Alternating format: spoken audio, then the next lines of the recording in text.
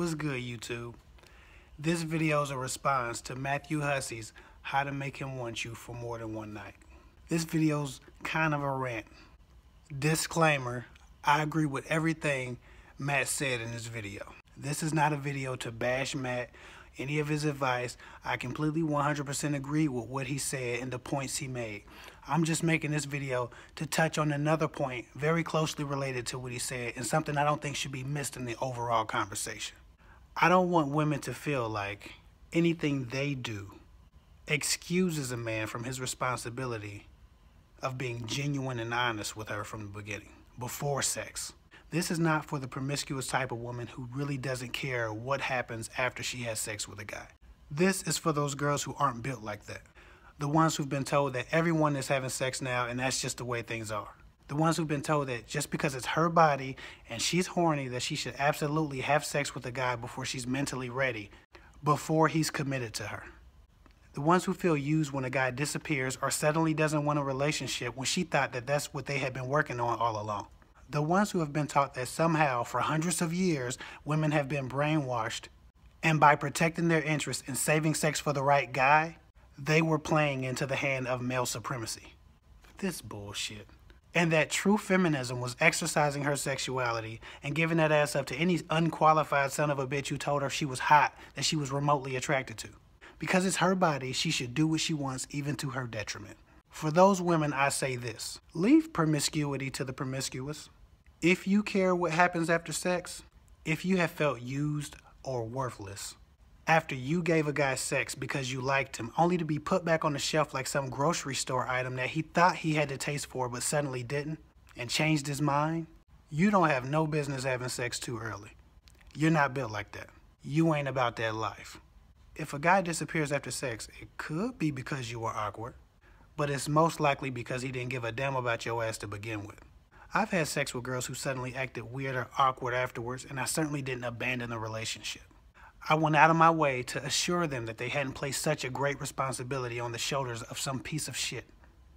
I assured them that it meant as much to me as it did to them. I erased their fears and established trust and emotional intimacy, because that's what a man does.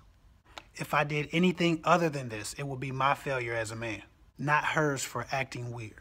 And yeah, I know, y'all might smash that dislike button. How dare this guy tell us what to do with our bodies? I'm not telling you what to do with your body. I'm telling girls who can't handle the repercussions of sexual freedom being exercised to slow it down a bit. I'm here to give helpful advice and the truth. And I actually care about this shit, so here, break the dislike button. I don't give a damn. But some girls are not meant to be sexually liberated. Some girls aren't meant to just go with the flow sexually. And when those girls attempt to live that lifestyle, they usually end up scarred and damaged. So I'm not slut shaming. Sluts, go have your fun. Please. So Matthew was absolutely right in this video. If you do act weird and awkward after sex, yeah, it can be a turnoff. But no man who was really interested in really pursuing a relationship is going to leave you just because you acted a little funny for a couple of days after you had sex for the first time. It's kind of expected.